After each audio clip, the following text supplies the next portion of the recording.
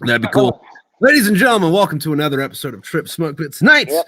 we're talking with one of my fucking TikTok and Instagram buddies, James Case, who actually happens to be another author. I haven't read his stuff yet, but I have one of them somewhere. But yeah, hey man, fucking how's the night, man? It's going. It is going. Yeah, That is all I can say about that. it is. But fucking before we got on, got live, fucking we were talking about fucking RC Cola and shit. And you're down south, so fucking goddamn, you guys got Winn-Dixies where you're at? In places, yeah. We don't have one in the town that I live at. Yeah. And we also don't have a Piggly Wiggly here anymore either. No? You don't have Publix out that way either, do you? Which, no, no, we don't have Publix. I kind of wish we did. My dad and brother, they've been working in Florida, and they've been going to Publix over yonder. Yeah. So they love it. Yeah, no, they're like deli is fucking great. But what I was gonna say about Winn-Dixie though is like they got their own like a lot of grocery stores do, where they have their own line of fucking sodas. And I think they're Czech. But like their Czech cola is probably the worst thing that I've ever fucking tasted. It's worse than like diet caffeine free fucking Dr. Pepper. But like their flavored shit's fucking great. Like you get like orange Czech or grape Czech or whatever. That shit's like fucking like bueno, you know? Yeah, we got to Winn-Dixie in Jackson. And I think there might be one in Macomb. I'm not sure. Yeah, I'm not too familiar with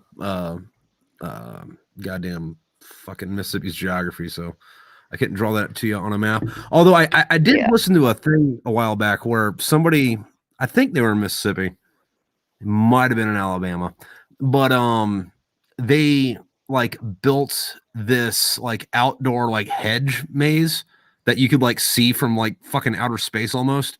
Like not like you couldn't like be on the space station and look at it, but like you can see it from like Google Maps. It's big enough. Dude, that would be cool. Yeah, I don't know if it's still there. Say what? I don't know. I ain't paid no attention to our local news because it's not really local news. We got a couple news stations out of Jackson that serves most of the state, and then a couple out of Hattiesburg that serves the rest of the state. And their local news doesn't cover our local news. So, but I figure somebody would have told me about that if it was in Mississippi.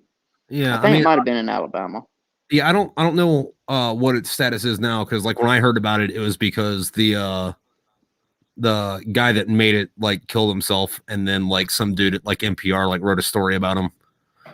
But it seemed like something I'm gonna go check out. Although like apparently this dude was like batshit fucking insane, and I forget exactly what the catalyst was, but like he had what he would do is he would do like metal etching, but like he'd do it the old school way, where you get like a plate of metal and then you'd like put some like powder down on it and like pour some liquid on it, and then the liquid would react to the powder and like, you know, like chemically engrave shit into it. And then like he decided to just drink that one day.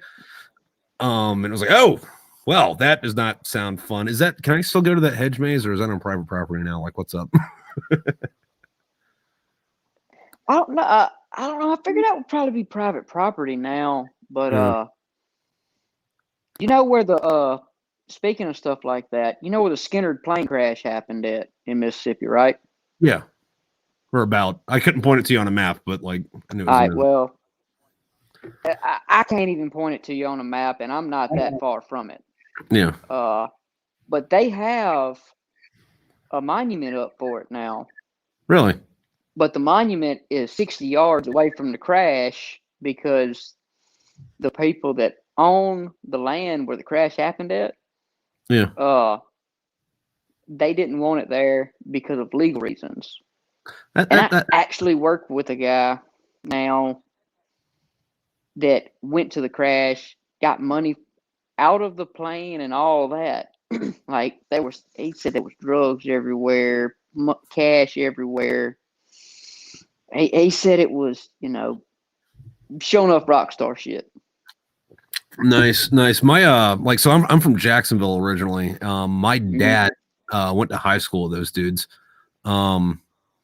Like not in the sense that they were like, buddies or anything, but like it was like, oh yeah, I knew who those guys were, and then like just kind of like thought nothing happened to them. They went to get jobs at fucking gas stations or join the army or some shit. And then one day he's walking around like, Leonard Skinner, that's holy fuck, that's the shit. Should have been better friends with them. Yeah, see, I had a similar experience, but it just so happened to be porn. Oh well, who doesn't have stories? Anybody I know. Did you go to high school with Probably not. No, I went to high school with Brick Danger. We rode the bus together. I'm scrolling through Pornhub one night thinking, yeah, I'm fixing to go, beat off and get my rocks off. And my roommate in the bricks was like, he heard me scream, what the fuck? And he's like, dude, are you okay? I'm like, no, I'm not okay. I just had the most weird thing happen to me. I'm scrolling through here. Just that dude in the video that I went to school with him. He rode the bus with me. Yeah. Nice. I don't have anything like that.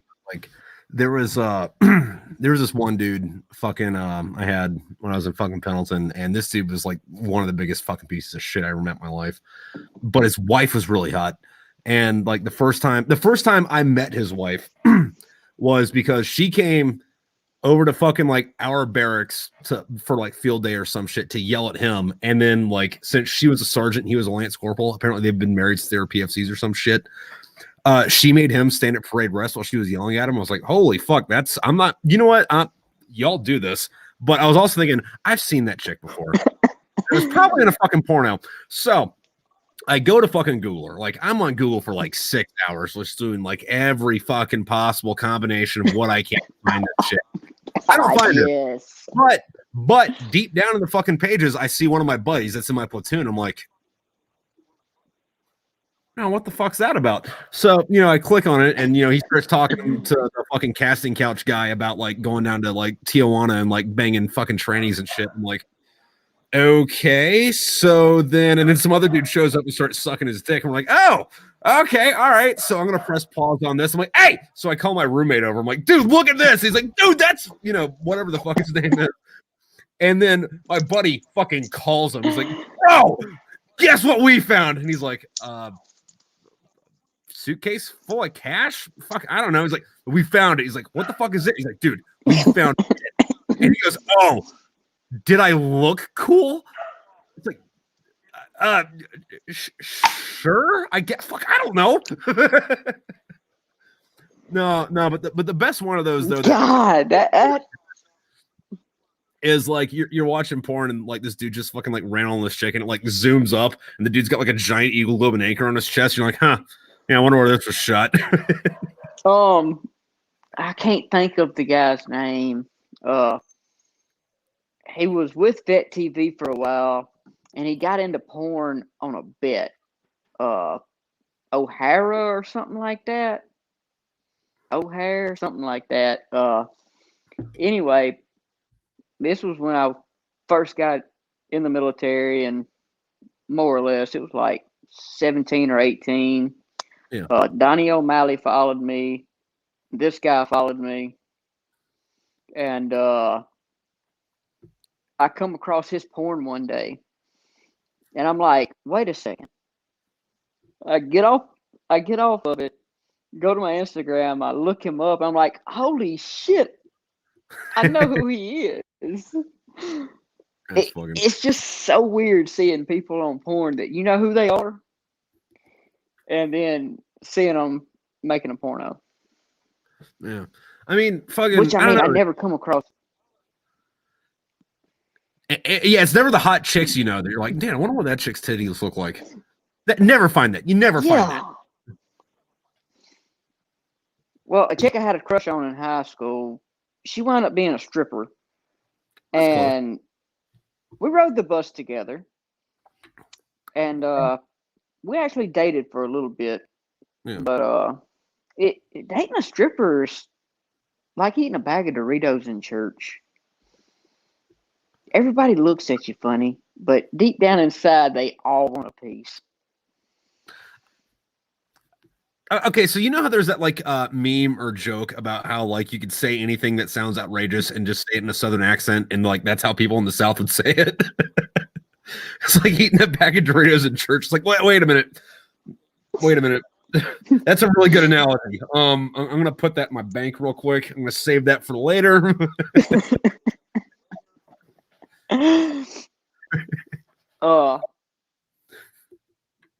Matter of fact, you talking about the Southern accent. When I went through MCT, everybody called me Mississippi, but they did not know where I was from. I had people guessing that I was from Kentucky, that I was from Tennessee, that I was from North Louisiana. Well, I mean, Tennessee's accents are just a little bit more drawn out than what you're talking. So, I mean, I don't think that they're hip with the lingo, if you know what I mean. But well, see, I'm very going.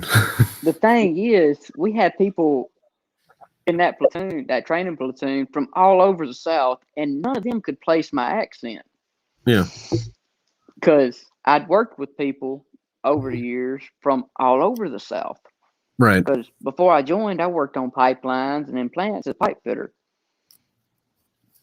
And a lot of the guys I worked with were coon asses. So I can speak a little bit of French. Nice. Yeah, it's very nice, especially going to the bar and picking up chicks. When they start getting drunk and they find out you can speak another language. And you say something like, "No, je suis médecin, laissez-le bon temps rouler." And when they ask what that means, you just look at them and say, "I'm not a doctor, let the good times roll," and then kill like 3 shots to Jose.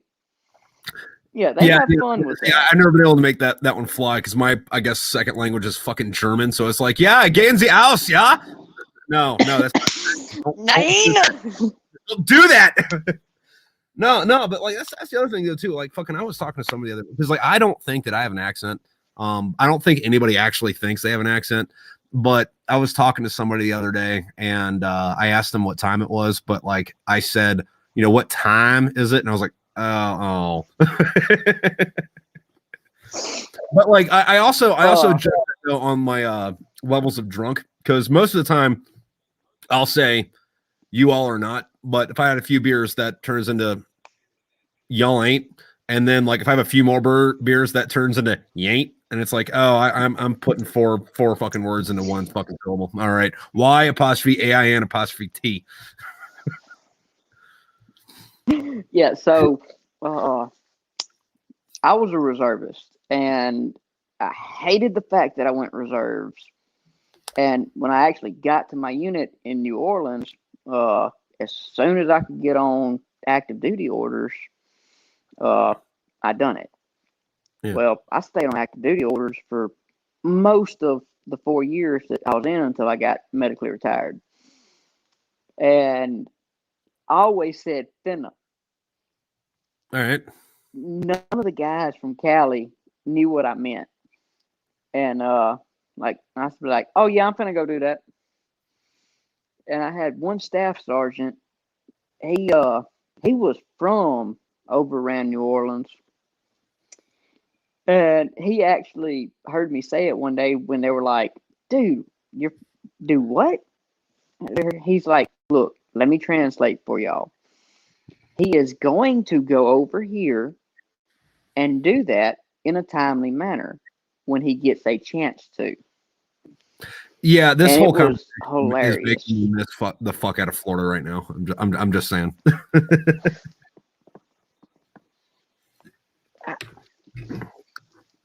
I worked in Florida on one job when I was working on pipelines.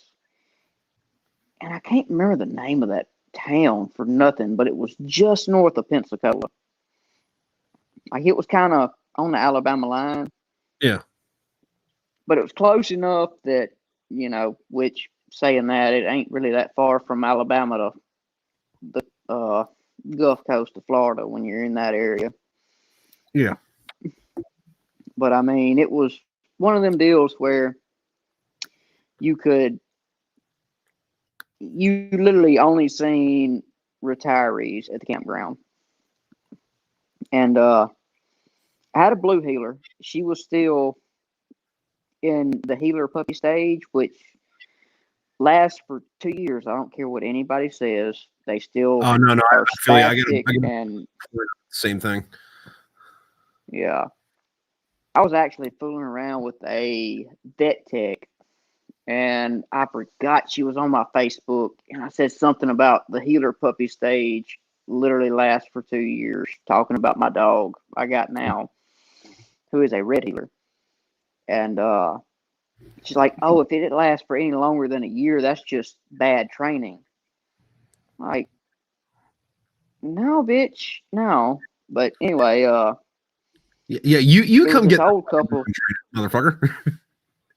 Yeah, it was this old couple, and the blue heeler I had, she was a year old or so, give or take.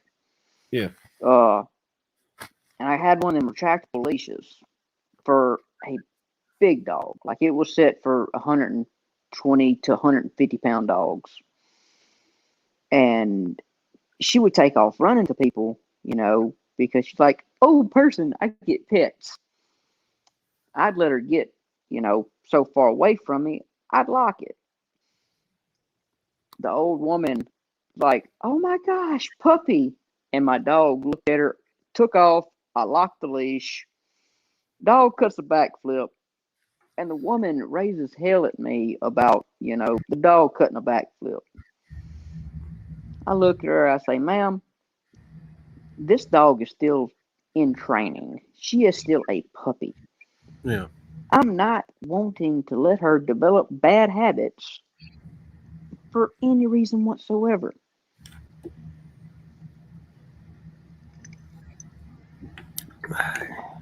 Yeah, dude, and that's she did not like that. Yeah, no, and that's the hard part of that shit, because fucking if you're, especially if you're talking to somebody that doesn't have their own fucking dog, or never been around fucking dogs, because I guess these people still fucking exist. But they're like, why are you treating your dog like that? It's like, because I don't want it to eat my fucking couch.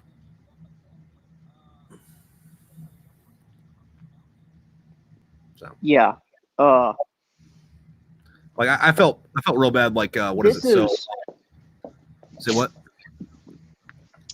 That's what his toy currently looks like. One of them.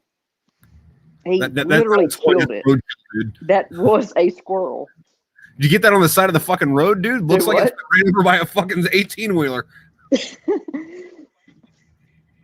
No, I actually bought that for my old heeler when she was like a year or so old.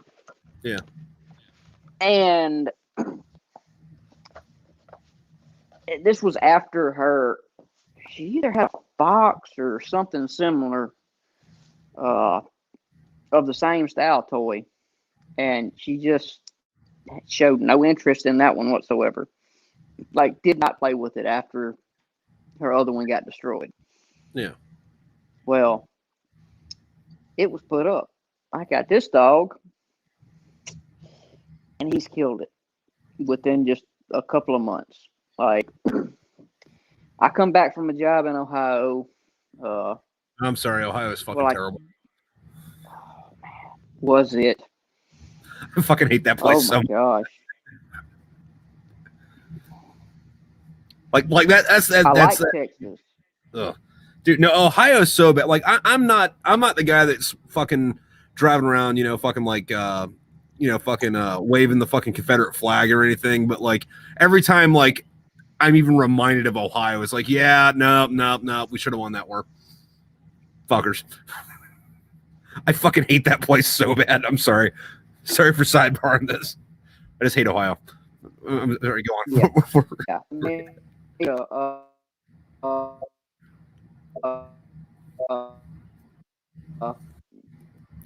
you guys up that with all 50 states.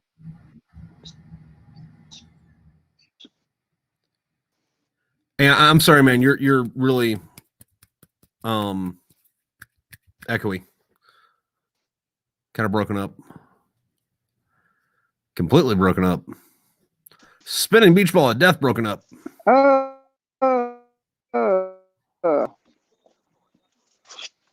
I back? Yep, you're back. Am I back? Yep, you're back. Okay. I just had to go outside to get service, apparently. Oh, that's fun.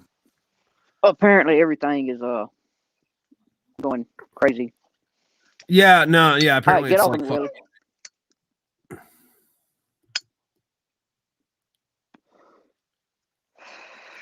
Apparently it's like what? Apparently it's fuck me night. Like I was on somebody else's show right before this and it was nothing but technical difficulties. So, you know. I guess it's that kind of night. Yeah, I'm pretty sure that somebody put a voodoo curse on me here a few years ago. So I'm like, everything I touch has bad luck. Now, what? Now, is this just like an assumption, or do you like go outside, kick a midget, say the wrong thing to a witch? This is an assumption. Okay. In 2019, I had a break in between orders. Or well, let me rephrase that. It was right at the end of my last set of orders. I come home, got a job welding in the paper mill here at the house, doing putting a new side in a tank for them. And anyway, get laid off on that job. My car starts messing up. Alternator goes out in it. Well, I go get a new alternator, put it in, return the core to O'Reilly's. Yeah. And getting the car to leave, car immediately dies. Like as soon as it cranks, it dies. Drop like another $500 or $600 right there in the parking lot, changing parts out in it. Just, trying to fix everything that could have possibly went wrong that I could fix. Right. Well, had to get towed home. Can't find nobody that'll work on it right then. Had to go back to New Orleans for a drill weekend. Okay. Get told that I'm getting processed out because I can't run no more. I couldn't pass the CFT. Yeah. They go looking at my medical records and they see where I've had problems with my Achilles tendon. Right. And they go looking at my run times. I went from a 23-minute 3 mile to a 28-minute in a year. And they're like, "Are you just not running?"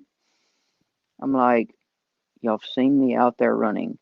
You've seen me every time we've had a PFT or a CFT, immediately go to medical and get my leg checked and come back with another prescription for naproxen or ibuprofen. Right. Hydrate and change my socks, Well, I mean, you might have hydrated and changed your socks, but did you get there 15 prior to the 15 prior? I actually think I got there 15 prior to that 15 prior. Because getting anywhere in New Orleans is a pain in the neck. Oh yeah, no, and yeah, especially since with roads. Fort Mardiv is on the West Bank. The roads on the West Bank are absolute shit. If you go anywhere on the East Bank in New Orleans, you have fairly decent roads. Especially if you go anywhere in the French Quarter. Yeah, no, I was only in New Orleans once. I drove through while I was PCS, and I meant to drive in, have dinner with my buddy, and then get back on the road. I drove in, got dinner with my buddy, got blackout drunk, came to about a week later, and then was like, fuck, I have to be in California in like 4 days. And then kept driving. I don't remember New Orleans, but the pictures look like I had a really good time. Yeah. Speaking of New Orleans, you remember the Gunny or whatever it was who wife made the TikTok? He's a Marine.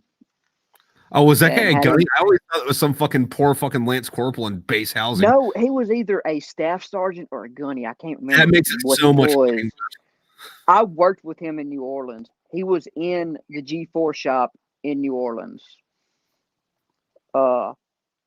And right after that video come out on TikTok, he wound up back out there.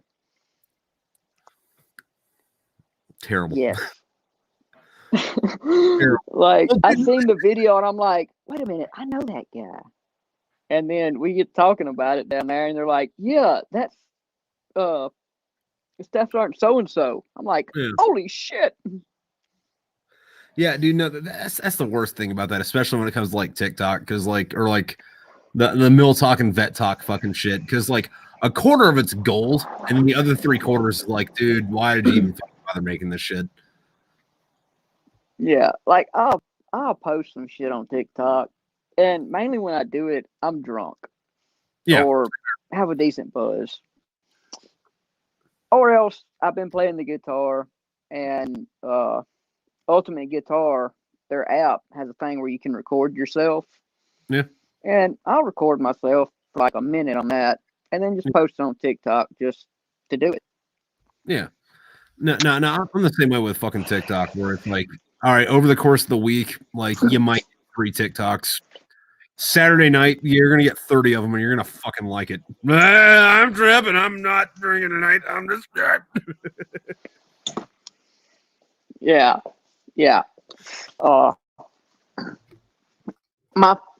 Now when the Harry Potter thing got big on TikTok here a couple years ago, I made a few of them, and they were very cringeworthy. And every one I made of them, I was drunk. Yeah. As one does. I am a big Harry Potter and Star Wars nerd. Like, I actually want to go buy a damn lightsaber right now, but well, did you see that thing where like somebody finances do not allow me to do that? Somebody built like a functioning lightsaber. I've seen that. Yeah, it's got like a backpack and it's got to be like plugged into like shore power or some shit, but it's like it works, which is fucking like cool as shit. I never thought I'd see that in real life. Yeah, like I really want to figure out how they built it, make one, and then have like a bunch of full loaves of bread that ain't been sliced yet. Yeah. And just toast my bread as I slice it. Because that would be I feel like that would be the ultimate, ultimate way to make breakfast. Yeah. Well, no, especially now see that if you got any kids, that would be kind of. But how do you do your eggs with that though? Do what? How do you do your eggs with that though? Because like you can do your toast, you can do your ham with that, you can do your bacon with that, but you can't make eggs or grits with it yet. Not that I can think of anyway. No, yeah. I can't think of a way to do that either, unless you like your eggs, fried. Well, I mean, I like them fried, but like, I still like some yolk in them, Yeah, see, I prefer mine scrambled, but kind of softly scrambled. All right. Yeah, like I pour like a little bit of milk over in there. Yeah. To make them fluffy. Fluffy, yeah. Yeah, and then I'll make me a scrambled egg sandwich. Put just like a little bit of mayonnaise on it, maybe a tomato. Well, see, I use Miracle Whip. Yeah. Yeah, I got into using Miracle Whip because of my grandma. She uses it on everything. Everything? Like, well, anything that's a sandwich or like a salad. Oh, okay. All right. Like we said everything. Salad, wait. So she's got a chocolate cake that instead of icing, she put Miracle Whip on. Like, I'm gonna have to try that. Like, no. I don't have much faith in that idea, but like, I'm not gonna knock it till I try it. Now, I did convince some Hispanics in the Marines with me, and this was when I was at my MOS school. I'd get the Tostitos with lime and get French onion dip, and I'd dip them in that. They're like, good. Man, that is just like sacrilege. I'm like, dude, just try it. They tried it, and every one of them was like, dude, this is fucking fire. Yeah. The other one though, like, what we'll do here is fucking, like, if you're making jambalaya, fucking instead of using water, fucking you use a big thing of not big, but like the second bigger one where it's a little bit bigger of the Louisiana hot sauce, and you mix that with fucking chicken broth, and then you slow cook your chicken in that to where it's like, you know, fucking like you just pull it apart with a fucking fork, and then you add that to the fucking rest of the shit, and then, you know, cook it with your fucking like rice and bay leaves and fucking beans and shit. Yeah. That's enough. See, well, before I joined the Marines, I was actually dating chicks from South Louisiana. Yeah. I mean, I'm not that far from Louisiana. Either way I go, south or west. Yeah. Like 45 minutes to an hour. I can be over the state line. Yeah, it's a hop, skip, and a jump. I'm over the state line at Daiquiri shop. But one of them actually sent me a jambalaya recipe. Like, we're still on speaking terms. Yeah. So her husband, I don't think her husband is too fond of it, but like, I haven't given him any cause to worry. Right.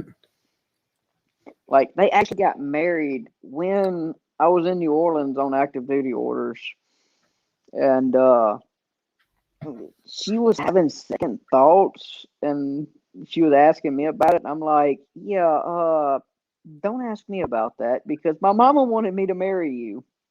Yeah. This is. I'm a conflict of interest. Because I'll fly your ass to Vegas right now. Like, come on down here. I don't know what the Louisiana equivalent is of the JP, but I'm sure y'all got something like the JP. We can go get married right now. And she was actually why I learned how to speak French. Yeah. Yeah, because I went and met her family one weekend, and half of them spoke French fluently. What, like French, or like Creole? Not French and not Creole, but Kunas French. Okay. It's different from both of them. It's like way different. And depending on which bank of the river you're on, tortue could either be pussy or turtle. Fair enough. Yeah.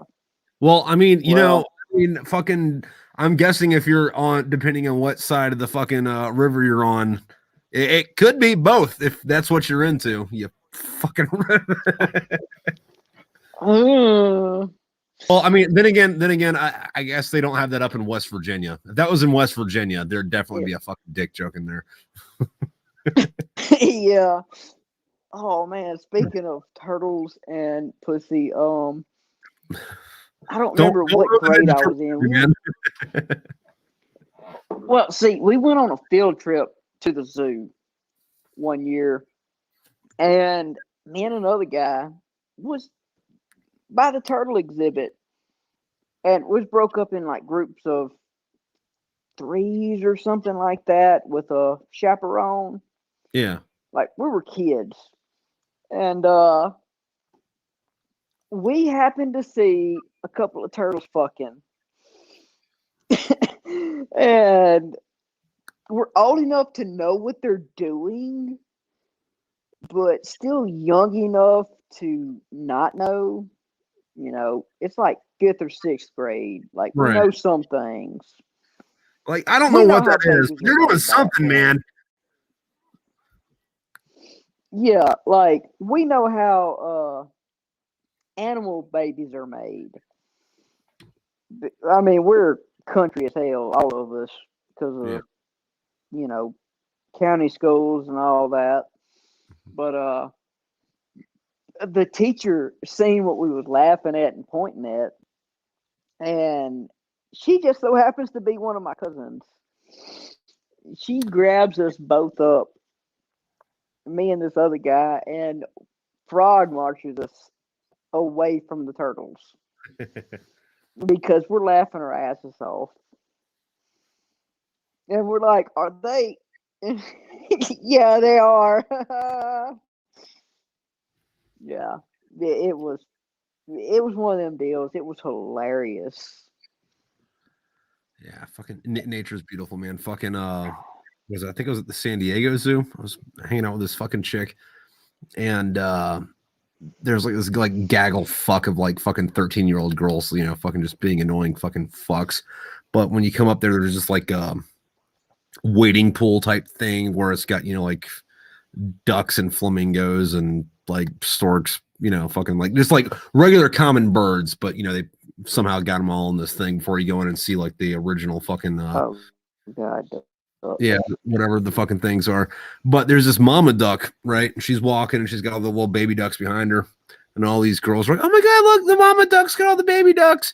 And then this fucking flamingo just like starts like grabbing the baby ducks, breaking their necks and swallowing them. And these girls just start crying. And I'm like, dude, this is fucking metal as shit. What's fucking wrong with you, man? I'm like, it's nature. Okay. Nature. Pelicans. You know, that's Louisiana state bird. The flamingo? Pelicans will eat. Oh. No, pelicans. Mm. Pelicans will eat anything they can get in their mouth. Yeah. They have actually been known, you know, to eat ducks, anything small enough to get into their beak. So I can just picture, you know, especially down there in Louisiana, a pelican coming by, seeing a small child, and it just like grabbing it up and swallowing it. Like, even though it's a state bird of Louisiana,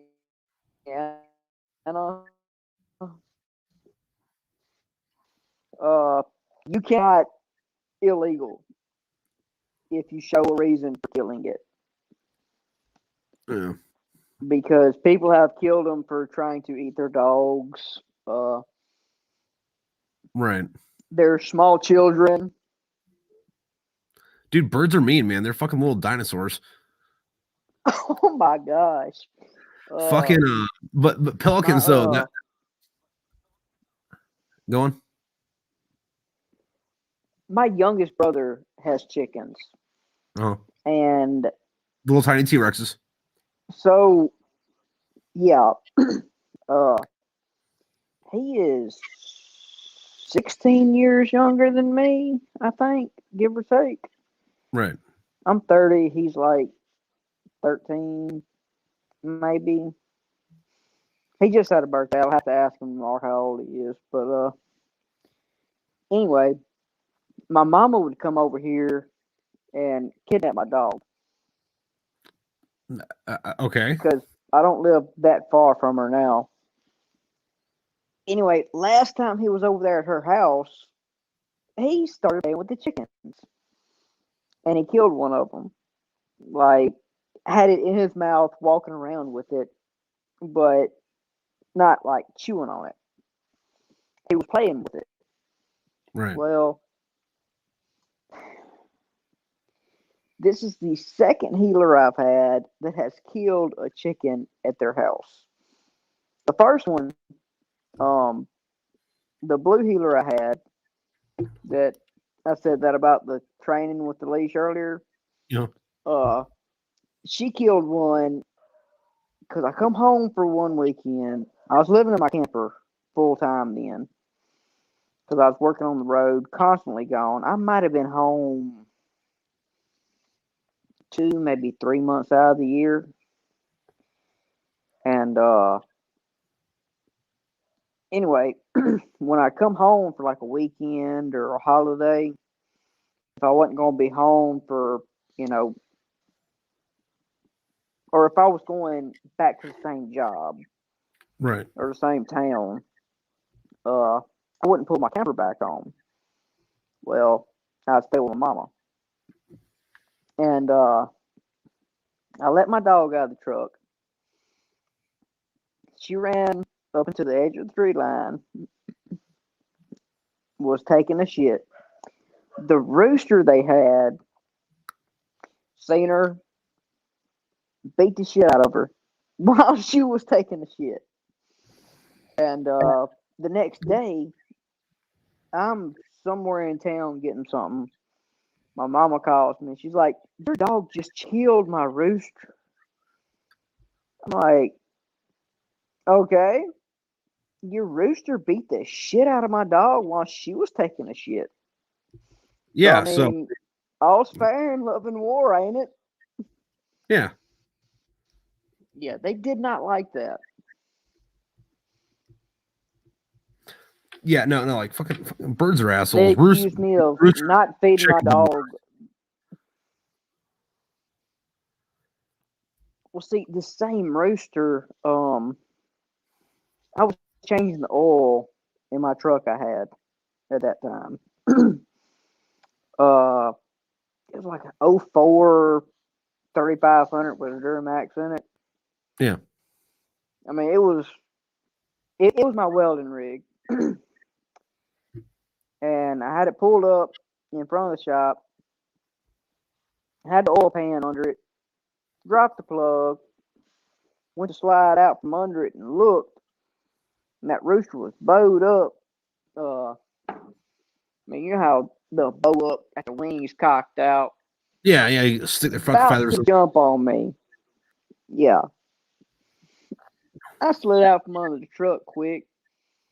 It went to jump. I kicked the ever living fuck out of it, dead in the chest. And it never came close to me again. Well, see, that's one of those things though, is like, when like in movies and shit, when somebody like wants to call somebody out for like being a pussy or something, they're like, "Hey, quit being a chicken." It's like, who came up with that idea? Like, you have obviously never been in a fight with a chicken. They will fuck you up. Yeah. Yes, they will. A chicken will fuck you up, and a horse will fuck you up. A horse will fucking kill you. Oh man, I used to I never rode rodeo. Right. But I used to be the guy they would call to knock the humps out of a horse. Right. To send it to a trainer. Most of the time when they would do that, I'd tell them, get me a case of beer where I won't feel this shit in the morning. Because that right there, a horse will fucking kill you. Yeah. My brother had a lot. Like, you walk around the back end of it and it just doesn't fucking like you that day. Fucking puts its hoof up and cracks your fucking grape open, All right, so my brother had a stud colt. It fucking hated me with a passion. Loved my brother to death for some fucking reason, but hated everybody else. It knocked me over the fence one day. Knocked me into the fence and I had to roll under it one day. And then the third time it tried some shit with me, he reared up. I had just enough slack on the lead rope. Like, he actually let me get the lead rope on him this time. I could pull him down, and I hit him dead in between the eyes as hard as I could. And I knocked him the hell out. My mama comes out after I'd fed the horses, and she's like, "Where's Chaos?" I lean around the corner of the pump house, and I go, "Oh, he's just not getting up from where I knocked him out." She goes, "What do you mean knocked him out?" I said, "Oh, he tried to fucking kill me again."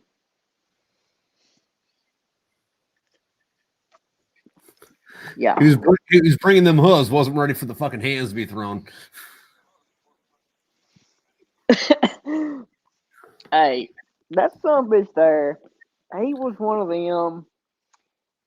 He could have been a very good horse. Yeah. I don't know if he ever would have been, but when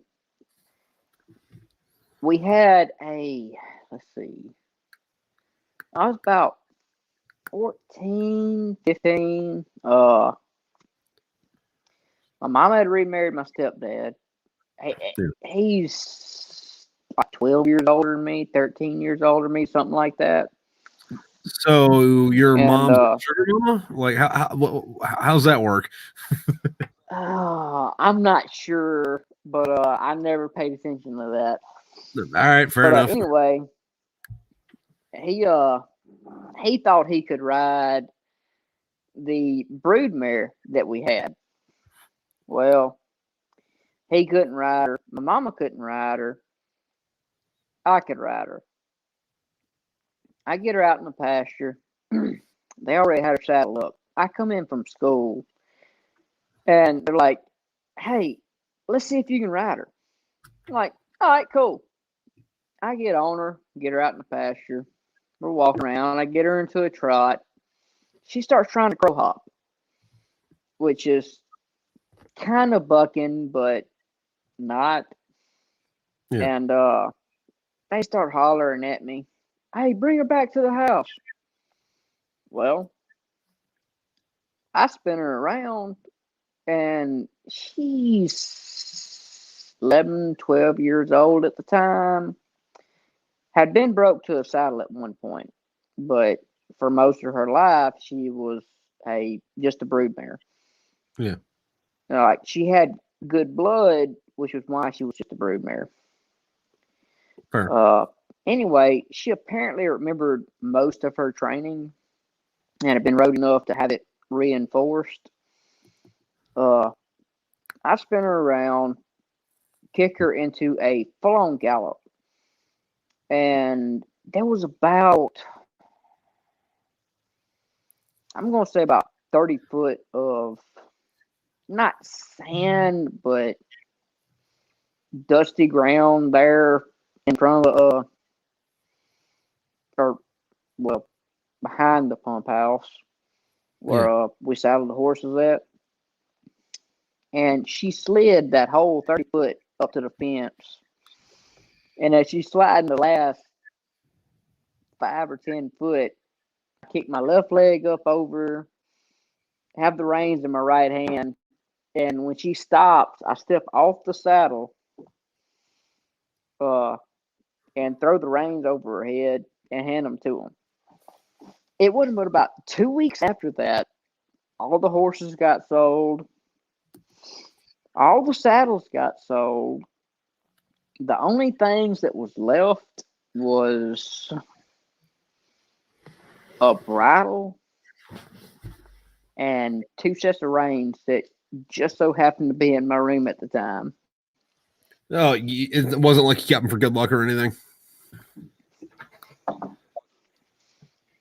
No. Never kept none of that for good luck. It was just what I had in my room. No, they didn't know where it was.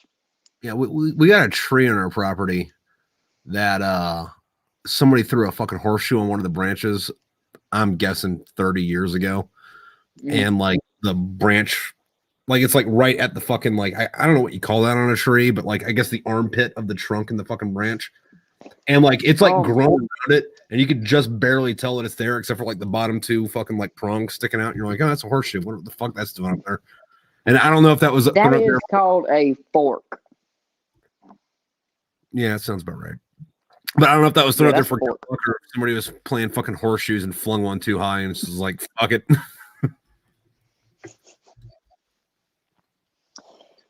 If the prongs are upright, it's for good luck. If they're facing down, it would be for a curse for bad luck.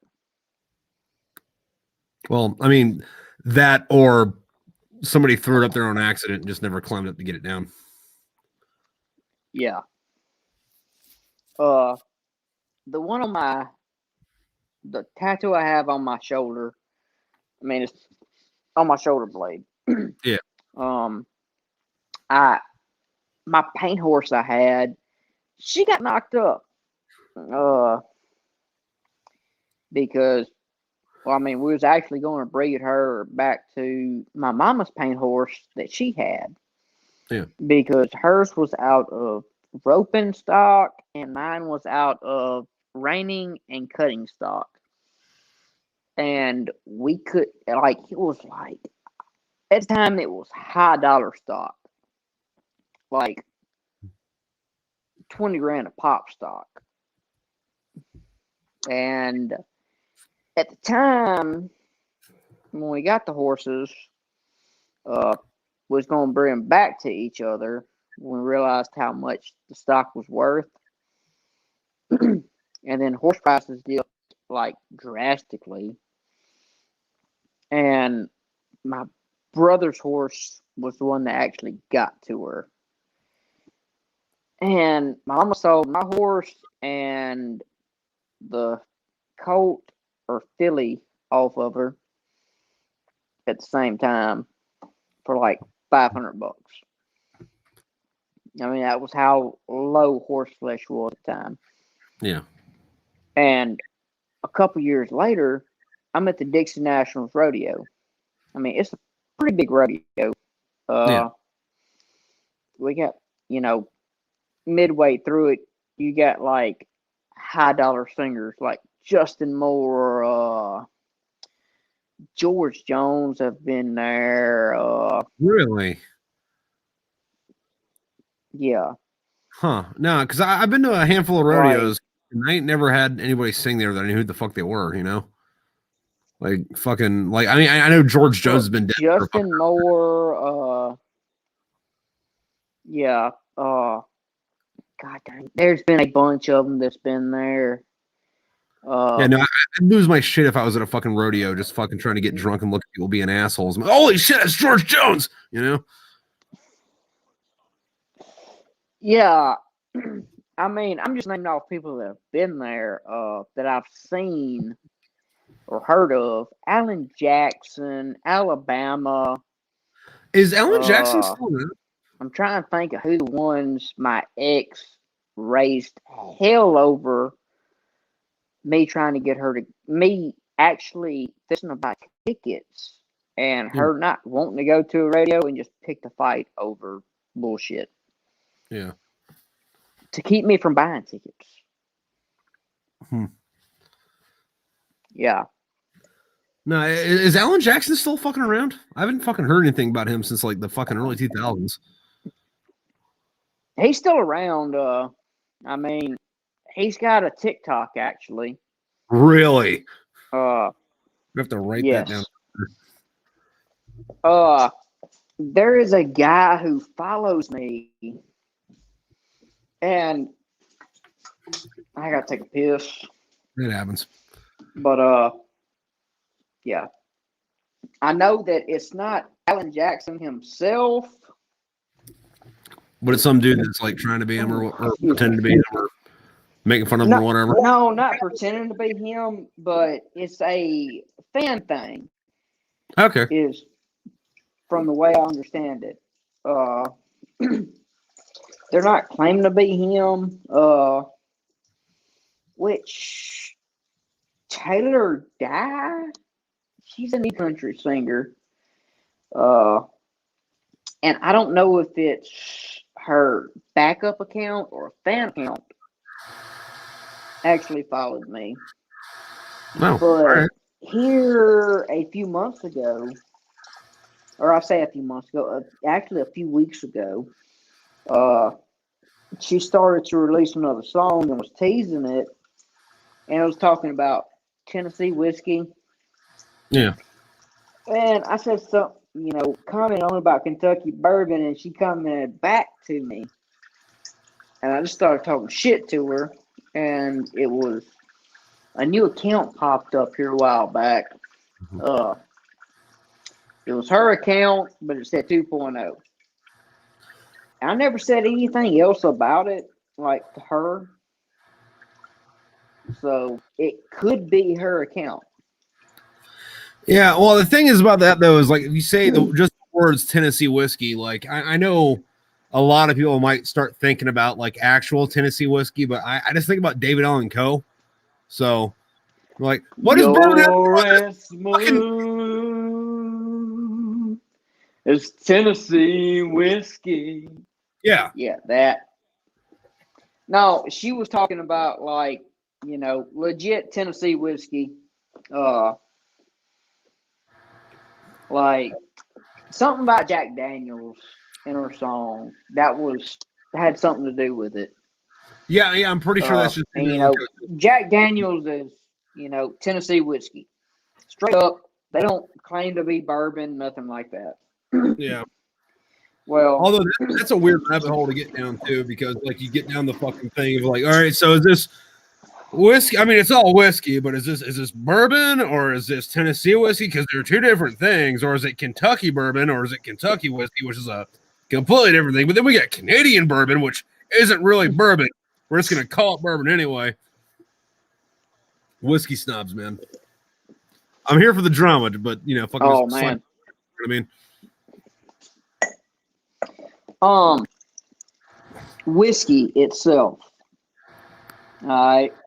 You've got Irish, you've got Scotch, you've got Kentucky, you've got Tennessee, you've got bourbon.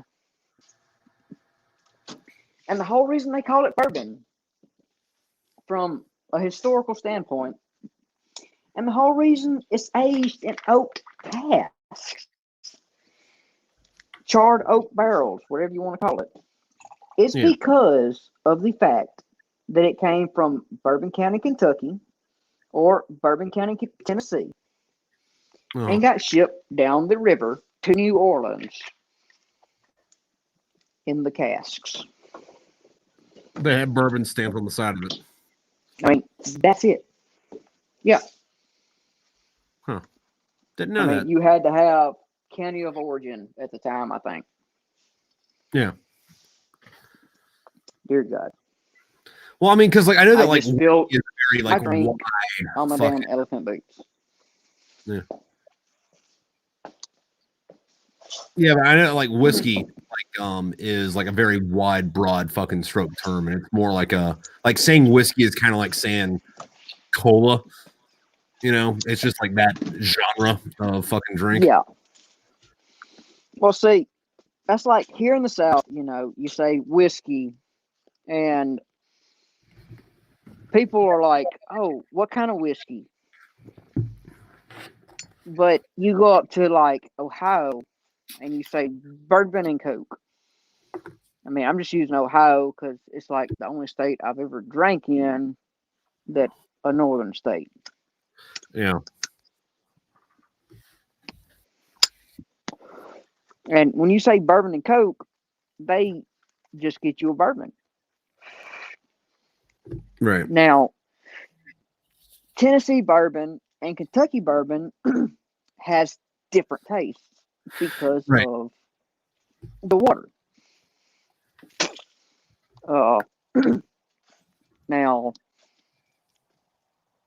if you ask for a name brand, the name brand is what you're expecting. Right. Now, I have went to a couple of places up there when I was in Ohio and got a Jack and Coke, and it was just as sweet and made my mouth hurt. Wait, why did your mouth hurt? fuck it's cold outside. It's too sweet. There's too much sugar in it. Fair enough. Yeah. So, like wine, I can't drink with red wine. Really now? I can drink white wine. Yeah. No, on the other side, I can drink it all. Sweet. Like I can drink it all, but like I like my wine to be red and so dry that it kind of tastes like sand, where I have to drink a glass of water between each glass of wine just because fucking there's like no liquid in it. Like let it sit in there, let it collect. You know? Yeah. If I could send some to you by the mail, Old South Winery here in Natchez, Mississippi, makes some of the best. I mean, the best muscadine wine. Yeah. I mean, you might could actually order it, seeing as how you're in Pennsylvania. Yeah, no, they're pretty good about that. Like, there's some things that are not available in Pennsylvania that like I can fucking order up here. Like, there's this thing I've been getting. I think it's called Blood of My Enemies bourbon. It's been made by this guy named Jan Orstrom. He's a professional wrestler, and then he was an army vet. And like they only sell it in Texas, Colorado, and California. They're trying to branch out, but like right now in stores are the only place you can get it. But like you get that shit straight in the real. Yeah. So it's Old South Winery. And the one I like the best is Southern Belle. It is the best wine I've ever drank. Yeah. Ever? Ever. All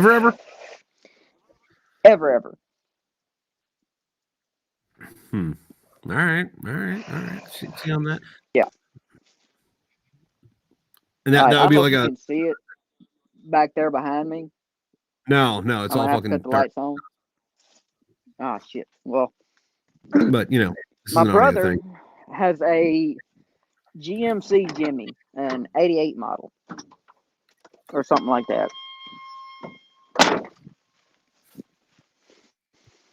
Can you like kind of tell what it is? Oh yeah, no, I can tell what it is. Yeah, so he made a deal with me here a while back. $3,000, I can have this thing. Yeah. And it needs a valve job on it, which I could do myself here at the house. I'm honestly thinking about buying that thing. Just the Dukes of Hazzard it and fucking like run fucking whiskey around. Well, I mean, he bought it for a hunting truck. Yeah. And he's working out of state. So he never drives it. And, well, it needs a brake job on it, which, no big deal. One of the calipers is locked up. Right. I'm just going to change both front calipers, both rotors, and change everything in the drums on the back. Yeah. And that right there would be a solid damn vehicle to mount not a Modus, but like a 240 or something like that in the back. Yeah. Like not anything special, just like the fucking like pike stand with the fucking like T&E on it. Yeah. I mean, it would be awesome for something like that. Yeah. Like it's not a Hilux, but you know. Right. No, it's function above form. Yeah. Well, you got deployed a couple of times, correct? Yeah, I've been here and there. All right, so you've seen, the Taliban with and everything with their Toyotas with the gun mounted in the back. Yeah, no, that and one of the things that I really wanted, but fucking they never built them over here, is they had this thing, because like what I think over here they stopped making fucking Rangers in like 95 or 96 or some shit, but Ford didn't stop making Rangers. No, it was early 2000s. Right, but either way, fucking Ford didn't stop making Rangers, they just stopped selling them over here. But they had this thing over there that they gave to the Afghan National Army where it was a 4-door fucking Ranger with a fucking diesel in it. And it's like, dude, sell that bitch over here. I will buy it. I will buy it. Fucking sell it to me. Now, also, I don't know about diesel. I know you can get a Ranger again now. Yeah, no, they just brought him back like a year or two ago. But anyway, hey, real quick, keep talking. I can hear you. I'm going to take a piss. Yeah. All right. But yeah, the new Rangers, I actually seen one in person here a while back. They're cool as shit. Yeah, no, they're nice. The new Broncos, I really like the new Broncos. I haven't got to drive a big one yet. Because the Ford lot here at the house did not have the big ones in stock. Yeah. At least not, to sell to somebody that hadn't pre-ordered one. Now, I got to drive one of the Bronco Sports, which is the mom wagon, I would say, of the Bronco. Yeah. But they're badass. Like, the salesman at the time, I checked it out. He's like, hey, man, I got a appointment coming in to check out a vehicle. Here's the keys. Take them and go. So I made a block. My hometown where that car lot's at, the car lot is down a little back road, kind of. A little dead-end road off the main drag. And the next exit up is like a mile and a half, give or take. Yeah. Well, left the car lot, hit the interstate, gunned it. It got up to 80 quick, fast, and in a hurry. Get off the interstate, pull over, put the Bronco in sport mode, pull back out on the road, and gun it again just to see what it had. Right. And the little four-banger that it's got in it, that's a bit surprised me. Yeah. I had a F-150 when I got out of high school. It What had year? 5.4 in it. And it was one of 300 and something made with that particular motor in it. Okay. Now, they made a bunch of them with the 5.4, but right. As I looked up, the VIN number and done research on the truck, I found out a little bit more about it. It was with no modifications done. It was basically a Harley Davidson edition truck. It was a single cab, but let's see, F-150 Harleys at that time were a 4-door with the blower and the 5.4. This one was a single cab with the 5.4 without the blower, but it had everything else the Harley trucks had. And I got talking to some buddies of mine that knew a little bit more about the Harley trucks than I did. Yeah. Like where to get some that might have been wrecked and stuff. Yeah, no, because I always wound up getting rid of it. There's like an interior package. No, the Harley trucks had exhaust, a blower, a different tune because of the blower. Matter of fact, in 01, there was, if you looked in the owner's manual, there was 4 recommendations on fuel. All right. And one was for the 4.6, one was for the 5.4, or well, no, one was for the 4.6 V6 and the 5.4. One was for the Lightning, one was for the Harley, and one was for that particular truck I had. Yeah. And that particular truck I had, it didn't recommend 87 or 93. It recommended 89. The gas cap said 89. Right. And I came so close to buying a totaled Harley truck because of the bolt patterns on the heads for the intake and all that. Swap shit. Yeah. Yeah. Like it would have matched up perfect. Nice. And I actually ran like a 13 something in the quarter in that truck. High 13s, but no, it really ain't. No, it ain't too bad at all.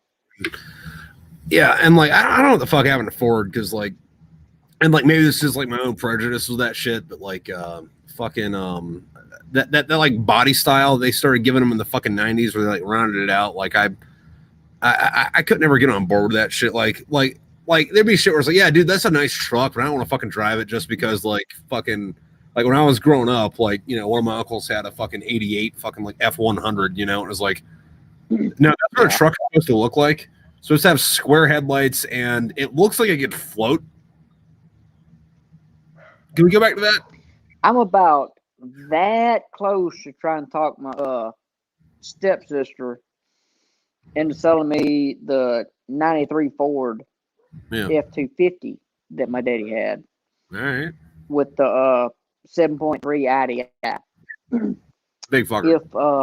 If she'll get right on the price, I will buy it from her. She actually got it back from her ex-husband in a divorce. All right. Yeah. Yeah. No, I'm kind long story.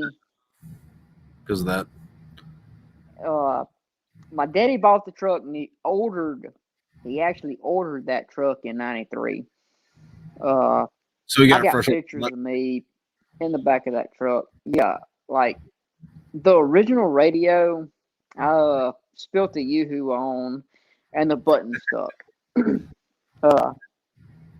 My brother-in-law got it because he ran into financial troubles. Yeah. When the oil boom started going bust about 2012, or tried to go bust in 2012 or something like that.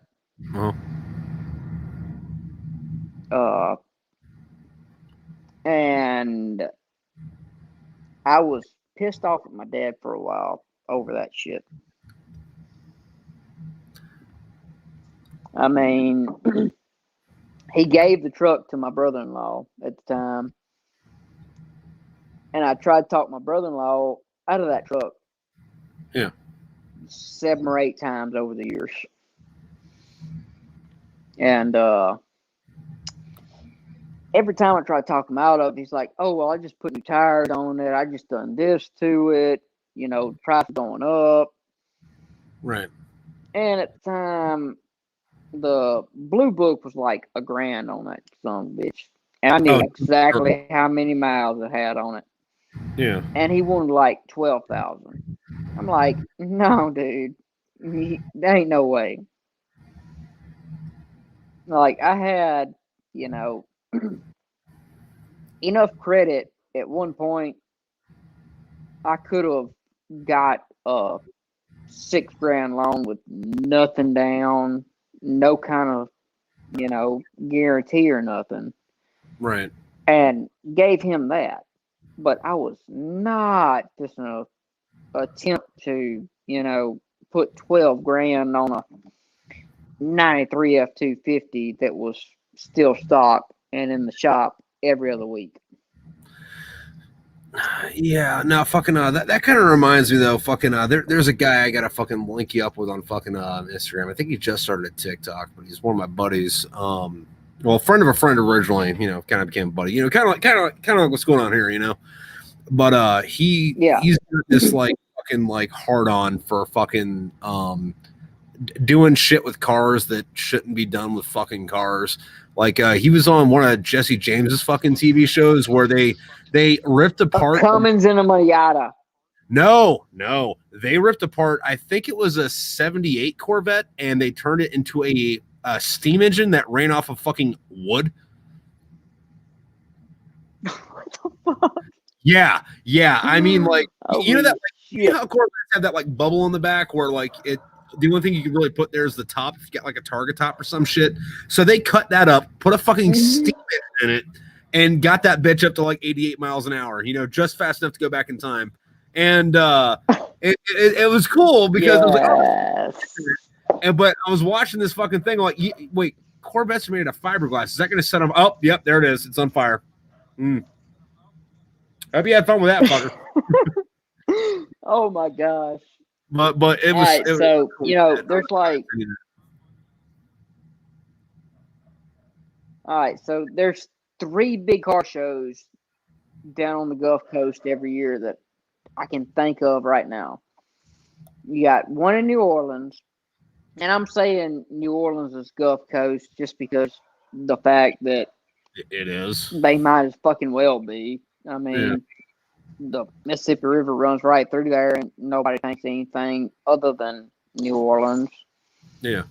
And you got Gulfport and Biloxi, scraping the coast and cruising the coast. Right. I was at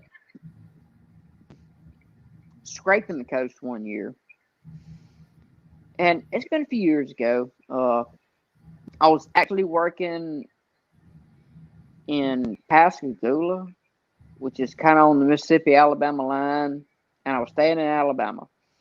Went over there and met a buddy of mine, and I was in my welding rig, which, like I said, is an 04 Duramax. I might have a picture of it on my Instagram.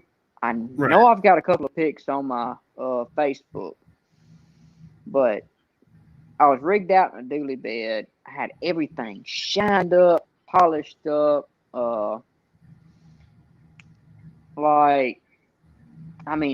Everything was chef's kiss on that truck at the time.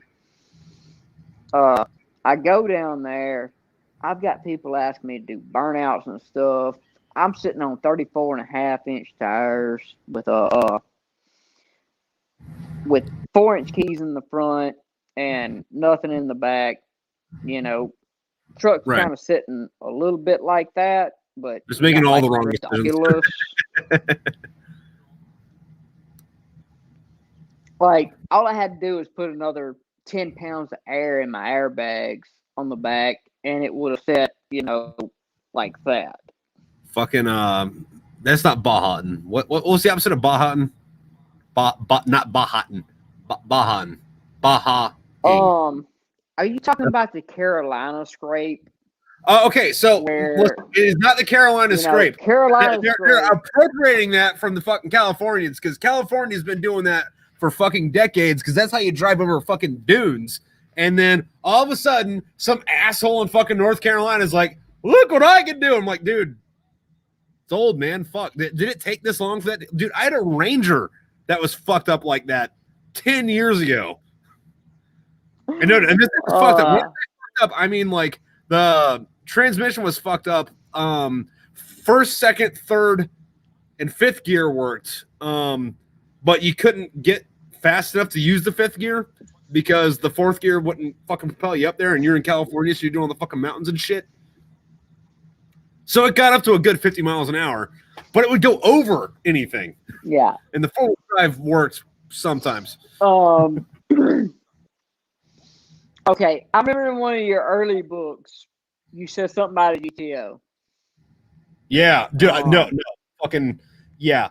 Go on with that, and then I'll tell you what's up with that. All right, so my stepdad owns a mid-60s Nova. My mama, his mid-60s Nova is all original, by the way. Right. My mama has a 68 RS Camaro. Ooh. That is, yes, that they have an LS7 in.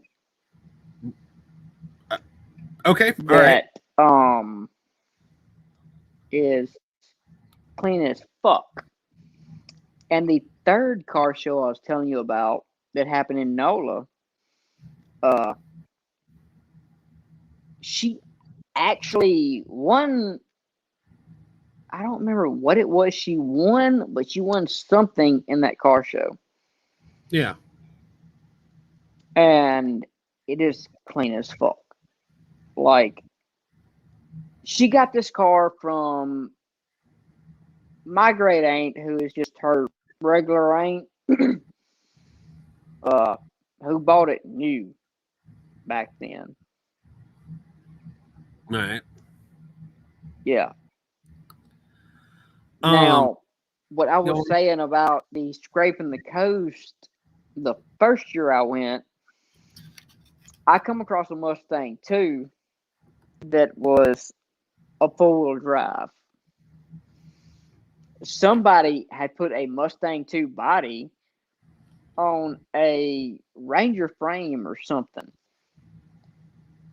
And this son bitch was sitting on like a set of boggers. Like, I can't even remember what size they was, but it was fucking ridiculous. And it was totally blacked out. Everything. Like, murdered the fuck out. And it made my pee get hard. Yeah, no, like fucking I learned to drive in my dad's 68 GTO. And that was one of the worst experiences of my lives, because I don't know if you've ever been in a 68 GTO. I'm going to guess that you've at least done something similar. Where we lived had a lot of hills, and they put all the fucking stop signs on the top of the hills, and this bitch was stick. So either I rolled back to the last intersection and my dad chewed my ass for fucking up the fucking transmission, or we didn't touch the intersection. And we're like, I was scared we were going to go to the fucking outer space. I was 13 probably. Might have been a little bit, might have been 12 still. I learned how to drive a standard in a 93 F250, the one I told you about earlier. Yeah. And it was kind of the same way. It was like, hey, motherfucker, what the hell are you gunning the shit out of this damn thing? You finna burn the clutch up. Or, hey, motherfucker, we finna get fucking rear-ended here at this intersection because you just killed the truck. Yeah, and you don't know how to drive. So the only two things you're doing is either or and there's nothing in between. Yeah, especially since I started learning how to drive when I was 8 at a drag strip. Like, we had a 300-foot drag strip, dirt track. My first truck was a 1969 F100 that we raced on that son of a bitch. It had a 460 that come out of a 1970-something model van that my dad cut two rounds out of the coil spring on the front to get some bitch to sit half-ass level. Like I said, it was a 460 come out of the 1970 something model van. Yeah. Or it was a 92 Mustang Notchback that I helped build the fucking motor for in the laundry room. And the motor was a Police Interceptor motor. It had, badass internals to begin with. Right. Like, I can't remember what one side said, but like it was forced internals. You flip it over and it said FOMOCO on one side. Flip it again, it said something else on the other. 460 Police Interceptor. Like, some bitch fucking ran. He spun all the way through first and second gear because he never would let me drive that bastard on the track. Yeah, fucking I mean, I was 13 years old at the time, so it was probably the track, saying no, he can't do that. But no, like that son of a bitch would shit and get. Which is the fucking best way to do it, though. And you know what? They don't make cars like that fucking anymore. They don't even make cars that you can modify to be like that fucking anymore. Like you take some fucking like what looks like the most mundane thing from back then, like just say an Oldsmobile 442, right? Fucking looks like some mundane fucking bullshit, just like some box, whatever. It's like you get in that bitch and it's like, am I a T-Rex?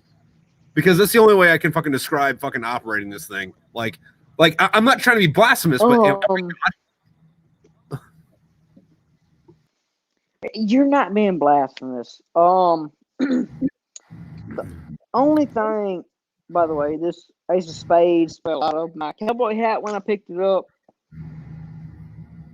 But no, the only thing that I can compare to, that shit going on with, being able to do whatever the fuck you want. Yeah. It's the new 5.0s. The Coyotes from Ford. I've looked at doing a Coyote swap on my 01 Mustang that I got.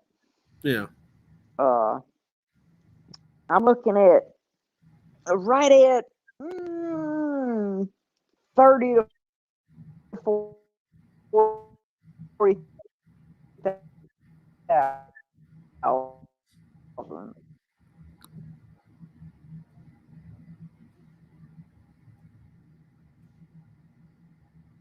You're frozen up, man.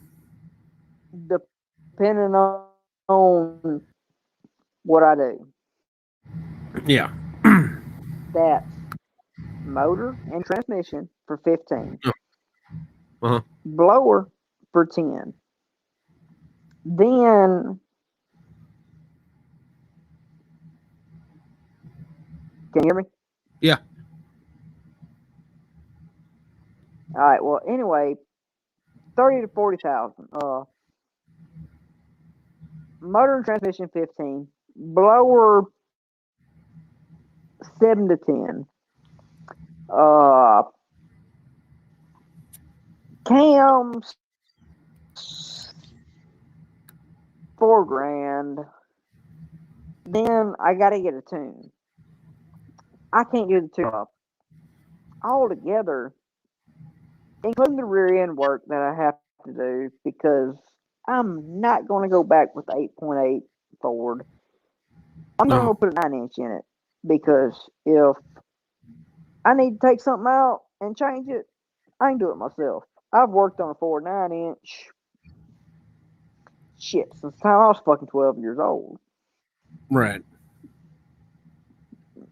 Hell, since the time I was 8 fucking years old. I helped my daddy change out everything in the damn 69 Ford I had to begin with.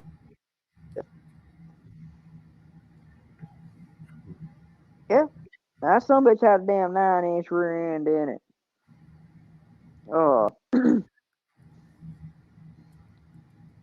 That motherfucker there, like I said, 40 grand for parts and everything else that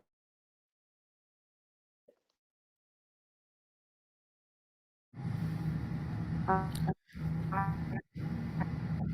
can't do myself. But it would still wind up being 1,000 horsepower car. All of a sudden, where I'm at, we got Kai Kelly. He's a badass. Yeah, Kai Kelly's a goddamn bitch. Who's that? You ever watch Street Outlaws? Maybe in passing, but like fucking not enough to recognize what it is. All right, so Street Outlaws, they got Street Outlaws. The original ones started in Oklahoma. Then you got Street Outlaws New Orleans, and that started because of Kai Kelly coming out and talking shit to the Oklahoma guys. And the History Channel kind of liked how, or Discovery Channel, whichever one it was that got the damn thing on there. They've all been all about that fucking the last 10, 15 years. Yeah. I remember the History Channel. They got him signed a deal for a show.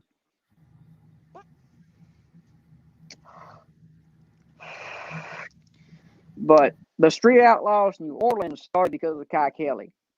Yeah. And that was only because they raced on the pad in New Orleans. And the pad ain't shit. Like, the motherfuckers they had that was badass on the pad is some bitches like my fucking stepdad and the fucking Lizard that couldn't keep his fucking car together other than, just to make a test and tune pass. Yeah. Like, after the test and tune pass, he'd done blown his shit up. And he couldn't afford to, fix it, right then. Then you had Kai Kelly and a couple of these other guys. Matter of fact, I actually got to weld with a guy who worked on some Kai Kelly shit. Yeah. A transmission guy. And transmission guy, he's part black. He's making jokes about, white people and black people. And I'm cracking jokes right back. Right. As one does. This guy's cool as fuck.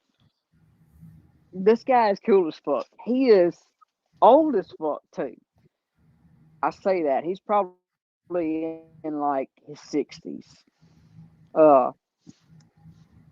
But he gives no fucks. Like, he is a Creole. Or high yellow, however you want to call it. Like, he's only a little bit black.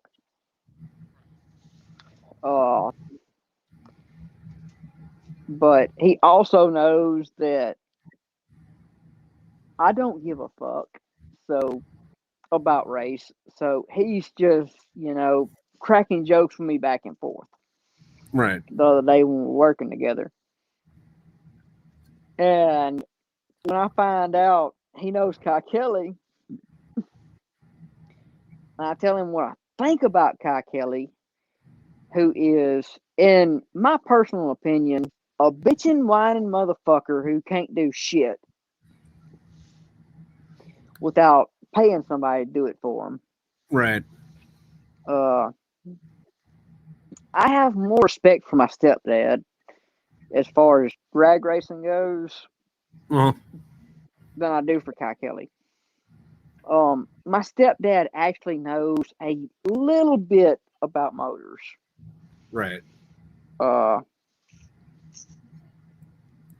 Me and a buddy of mine had a joke at my stepdad's expense here a while back, or I say here a while back. It's been 8 or 9 years ago, at least. It was back when I had my black Duramax. We said something about hyper eutectic and ultra eutectic about pistons and all that, and my stepdad just got this funny look on his face, like, "What the fuck are y'all talking about?" And he's naming off shit. And my buddy was a mechanic at the time. Yeah. God damn it, my damn cigarette went out. That's the fucking worst. Yeah, well, see, I got this bright ass yellow Zippo. Uh-huh. So I can find it in my bob.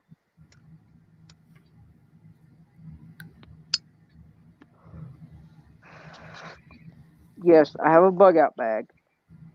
Well, I mean, like, as a responsible American, you should, but, you know, that's kind of a different conversation. I mean, like, you know, fucking, I don't keep food in mind. Like, yeah. You know, it's got enough to get me to fucking Canada. Oh, no, I don't. There, people have that, like, well, why would you go to Mexico argument? It's like, dude, listen, I'm not speaking, I don't know how to speak Spanish. I can blend in with the Canadians if I need to. I can get mine down to the Gulf Coast to some of my buddies, and we can get to, you know, Puerto Rico at least.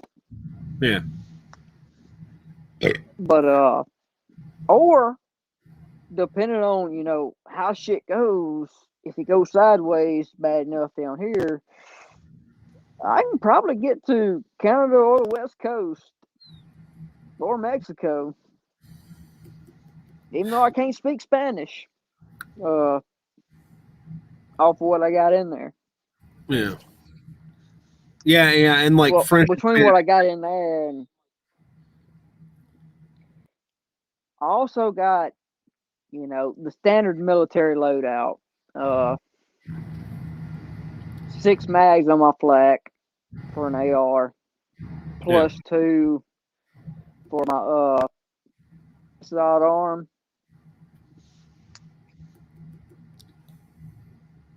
But anyway, as I was saying, on the whole, you know,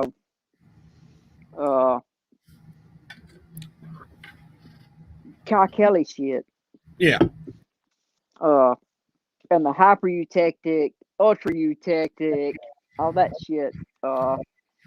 We confused the fuck out of my stepdad, because he's never really built a motor just by himself. No. But I have more respect for him building a motor because he knows what he's looking at. Versus Kyle Kelly, who I've actually worked with people in plants that have worked with him.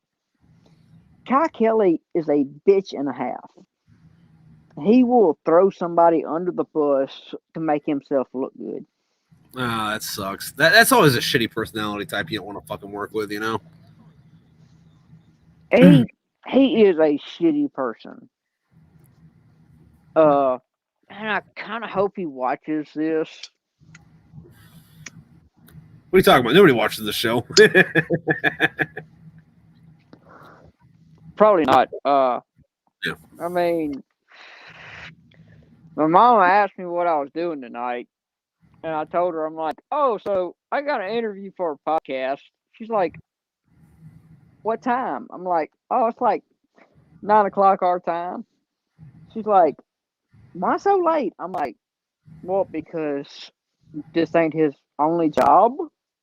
Yeah. Like, we're going to be talking about my books a little bit, but, you know, more than likely, we're just talking shit. Yeah. No, live streaming. Marine. You can get whenever, you know? I mean, you can listen to it later. Fucking. Yeah. Like when it actually comes out on Spotify, I'll send my mom the link and I'll send my dad the link, and probably my sisters and my brother. And I know my mom's going to say something about me cussing so much and talking about adult beverages. I'm sorry, Mrs.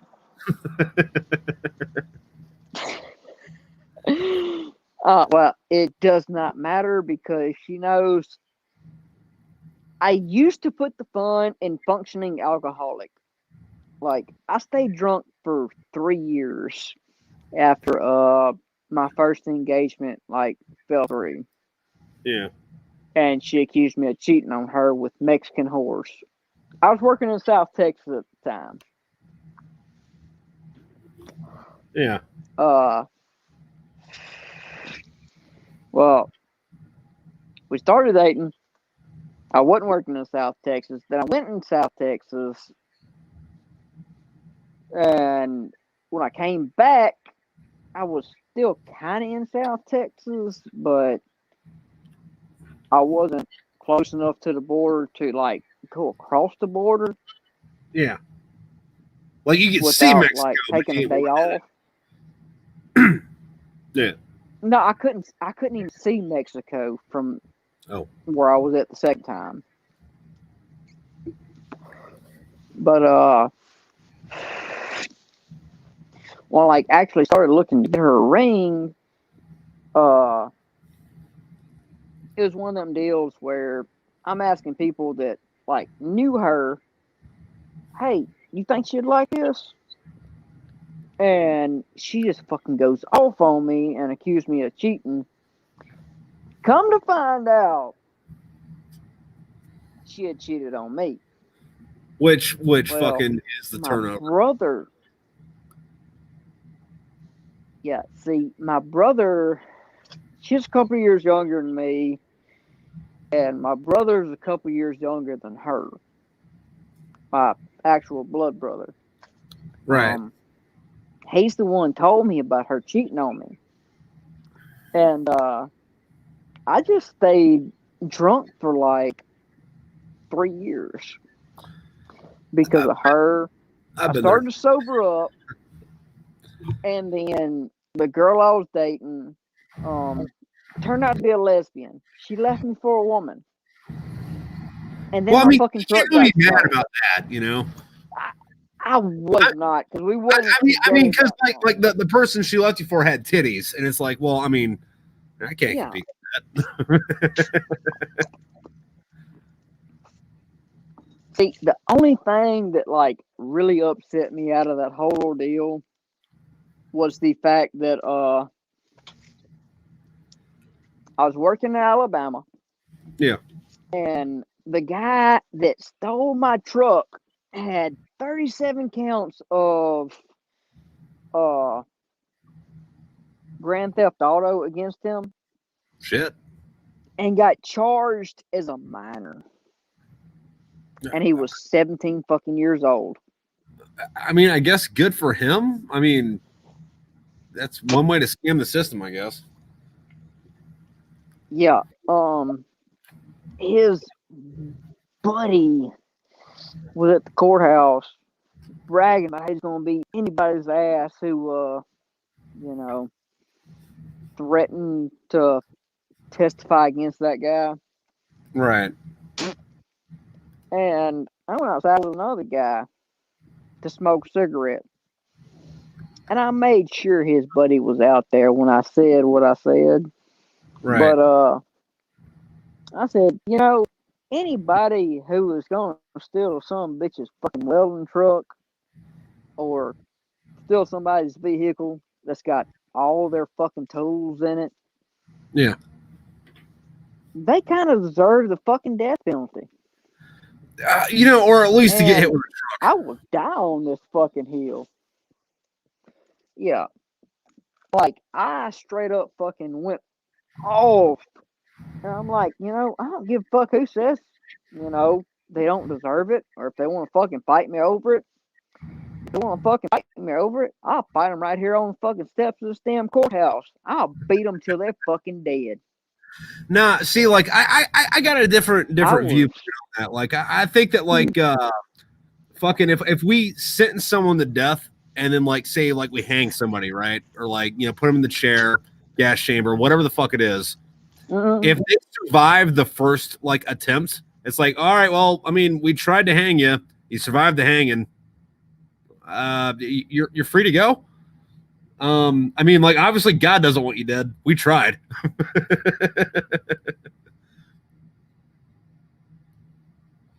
And you're frozen.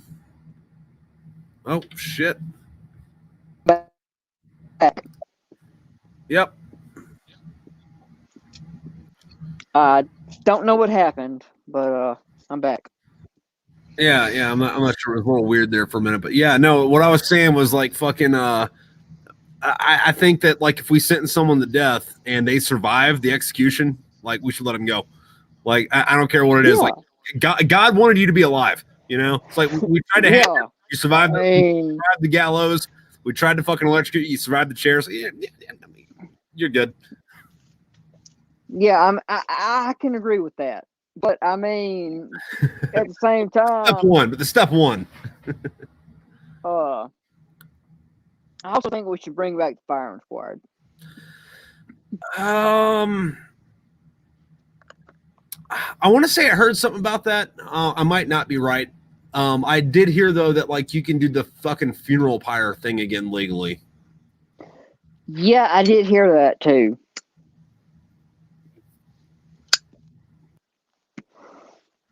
So the name of your podcast is Crip Smoke Pit.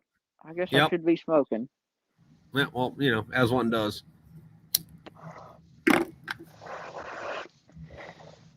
Although it is kind of chilly out here for me. Frigid.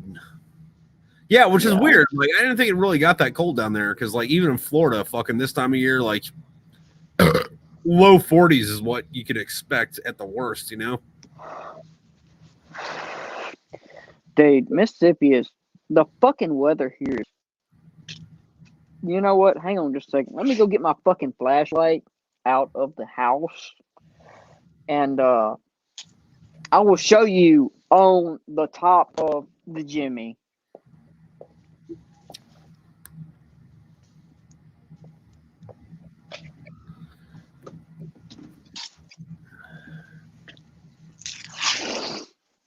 Like, I don't know if you can see the frost on the top of that. Dude, I can't see jack shit because all I see is fucking smoke. Fucking not smoke as in like cigarette smoke, but smoke as in like from your breath because that bitch is cold. Yeah, so hang on. I'm hanging. Hanging right on. Can you see it? Yeah, it's black. Good old square headlights. Fucking looks like a fucking white or a silver top. Yeah, I mean it's pretty much fucking white right now from the fucking frost. Yeah. I mean it's fucking cold out here right now.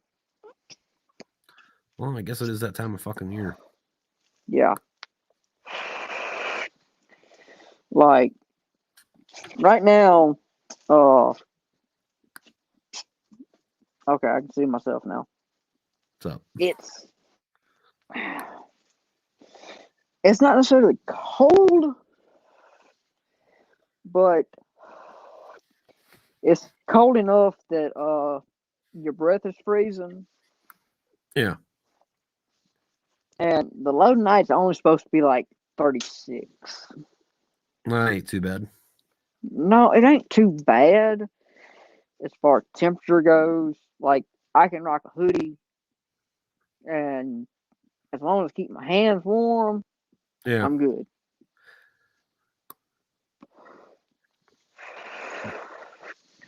But, like, anything else, not so good. I'm just very glad that. Alright, so where I live at, there's a crack house right down the road. All right. And there was a naked guy show up at my door the other day. And I have bad sinus problems. Like, I had a sinus infection and all going on, running a fever. And I had to call into work. Like, I could not go into work because of the fever and how I was feeling.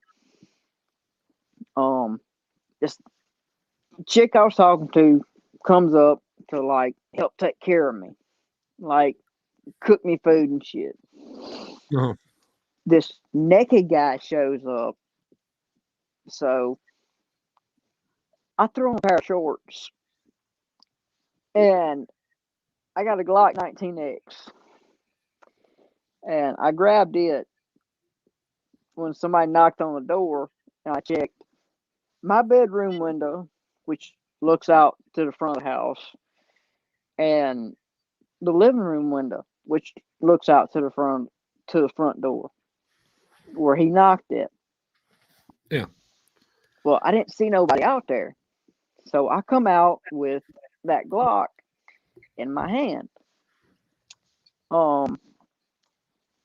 I look around the corner of the house, and let's see. Can you see? Yeah. That son of a bitch was over there, just like, hey, sir, do you have a pair of underwear I can borrow? I'm like, no, bro. What the fuck happened to you? He's like, I got the shit beat out of me. I'm like, dude, I don't even want to know. Do you need me to call somebody? It's like, I called his brother. His brother's like, bro, I can't leave work to come get him. Like, all right, dude, your brother can't leave work. He asked me where Hunter's Road was, and I told him where it was. And this motherfucker got arrested right in front of my mama's house. Nice. And my papa saw him getting arrested. It was fucking hilarious. Later that weekend, when I go to my grandparents to eat Sunday lunch. Yeah. Yeah. Everybody's like, bro, you didn't give him no underwear? I'm like, hell no, I wasn't giving him none of my underwear. And my neighbors were like, dude, why didn't you give him no underwear? I'm like, y'all still would have called the cops on him. Some basically naked dude running down the road in underwear. Like, whoops. I didn't call the cops on him because I felt bad for him. Yeah. Like, he hung out in the wood line for like 30 minutes at least before he hauled ass down the road. Yeah. But That's an situation, man. Yeah, I'm pretty sure he got the shit beat out of him and kicked out of somebody's house because he was fucking with somebody's wife. That's probably the likeliest of fucking situations on that. But on that, man, fucking we're almost at our fucking time limit. Can you tell the people where they might be able to find you? Amazon. River of Lies is the most popular one, but The New Capital is the first book in that 2-book series. The New Capital is spelt with an OL instead of an AL. If you look up The New Capital, James Case, and click on Kindle and, Kindle Unlimited, it should be one of the first few that pop up. Right. But if not, they can look up J Case 246 on TikTok or J Case 180 on Instagram and find the links to both of my books that are out so far. I also have both of them being put together by, I can't remember the name of the publishing house off the top of my head, but it's one of them that you've got to pay for the agent to, publish it for you. Yeah. And I haven't paid them off yet. So. And I actually rewrote some of both of the books to make them more concise. Because they're all going to be both of them are going to be together when that comes out. All right. Yeah. And the newest book should be out no later than spring of 2022. Nice. So people got something to look forward to. Yeah. It will be called The New Insurrection. All right. Fucking sounds good, man. Fucking, but on that, fucking, we're at our fucking thing. And hey, man, thanks for fucking coming on tonight, man. Yes, sir. Thanks for having me on here, dude. Absolutely. It has been very fun. Yeah. It's been a good time, man. Fucking, we'll do it again at some point. But fucking, I'll catch you around, dude. Fucking, you have a good night. All right, brother. Take care. All right. Adios. Deuces. See ya.